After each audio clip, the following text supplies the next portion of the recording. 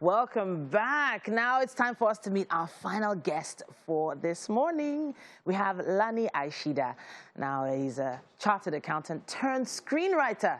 What a twist. We need to find out more about that one. Now he's also a producer and he's often referred to as the king of web series. Now his writing career has spanned over quite a few years. And MM is a big fan of this particular individual. And yeah, she's right there. She's right at the back there. And she's supposed to be doing something for me right now. She's not doing it. Okay, yeah, wave. Yeah, hi. MM is a very big fan of yours. Yeah, so his writing career spans TV series, web series, award-winning feature films, and so much more. And his feature film, Just Not Married, was an official selection at the Toronto International Film Festival in 2016. Now, he was a writer on Africa Magic's Battleground and a story editor on Riona and Unbroken. Some huge series there under his belt. And he's also written for Ndani with Skinny Girl in Transit. Wow. Now, that particular series, I remember watching a few episodes of that.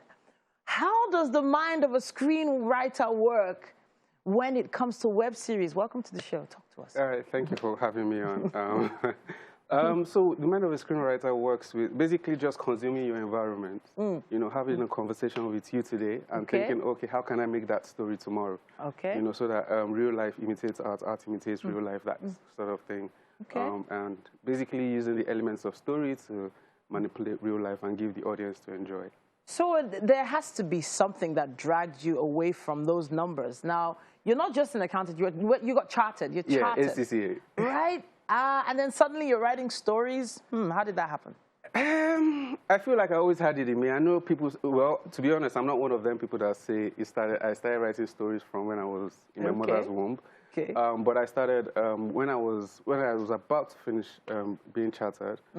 I wanted to be a songwriter, actually. So I actually wrote songs for a gospel artist, Olufumi, which was on an album. But then I had a story I wanted to tell, which was basically I used to work, when I was in the UK, for a period in my life, I worked in a call center. And as a customer care? Yeah, exactly. Oh, wow. So it was just interesting, basically seeing how, handling people's experiences, listening to people's stories from all over the world, because it was a bank and people would lose people get drunk, lose their card in China and want you to unblock the card. So it was just interesting for me, and then I formulated or created a story about a call center, which I then came back to Nigeria. We produced the show. It was called +234. Wow. Yeah, so we produced a season of that, and then when I wrote that season, I realized that okay, I think I have some sort of gift or talent here, and then I went on, and it led me right here. I'm telling you, it's we don't usually see the person behind the story. You know, you get to see the actors, the characters on screen. But then it's not exactly the silver screen, it's the web screen that you've sort of, I guess, made the most impact. But then there was a time when there was no such thing as a web series. Right? So did you ever feel, you know, this is going to be a TV movie? Did you ever feel, you know, web is the way to go at a particular point? Or were you just waiting for something to guide you? So to be honest, when I started with TV. Well, TV, and then I did movies as well. Well, one which went to Toronto International Film Festival. And then it just so happened that I evolved with the times, and then more of my clients, the producers, happened to be in the web space. Ndani, who I've worked with for a number of years. And basically, it seemed, obviously, because as I gained more experience in that space, then I got more clients, and then I understand that space a bit more.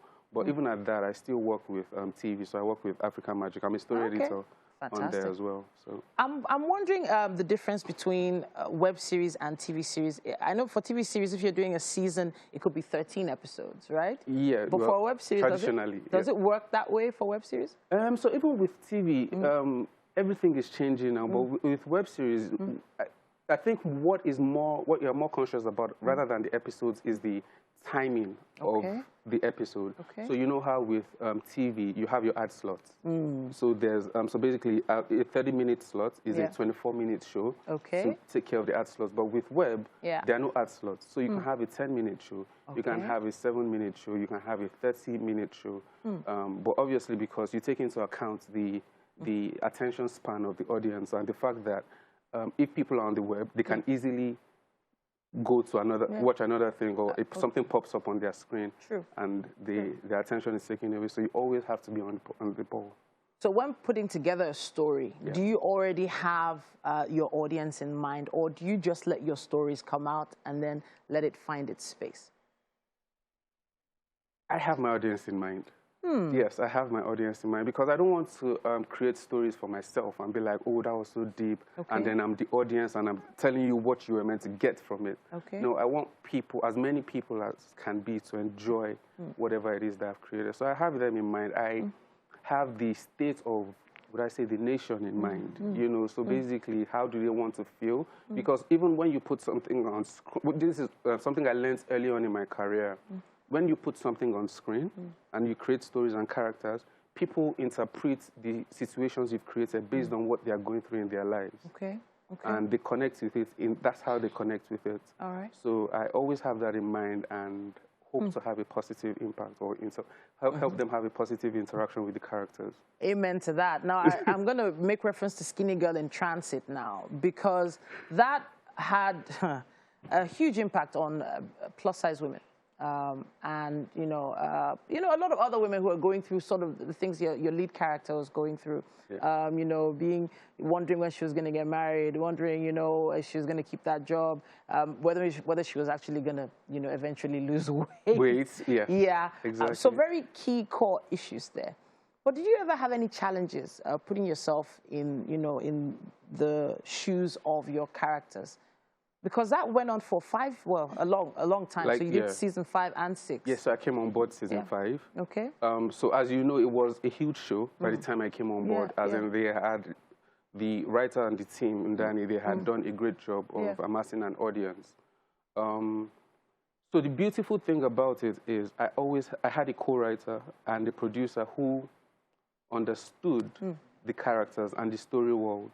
So I was coming into a successful setup, and I had to ensure that I maintained the integrity of the show. Sure. Yeah, exactly. Which is an even bigger struggle. It is a bigger struggle. Exactly. There's already a template. Exactly. So I always refer to the producer and my co-writer, who happens to be Bumi Ajakai, to ensure that I don't stray too far from what the audience have loved so far.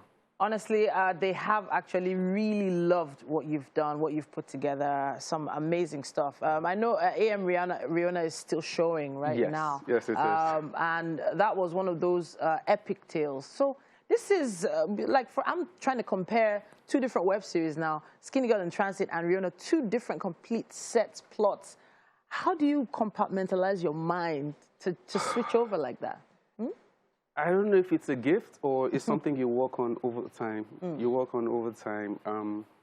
It's you know, even though there are different sets, different story worlds, it's still human interaction. It's still characters you're building. You want to connect to people's emotions. Oh, did this person cheat?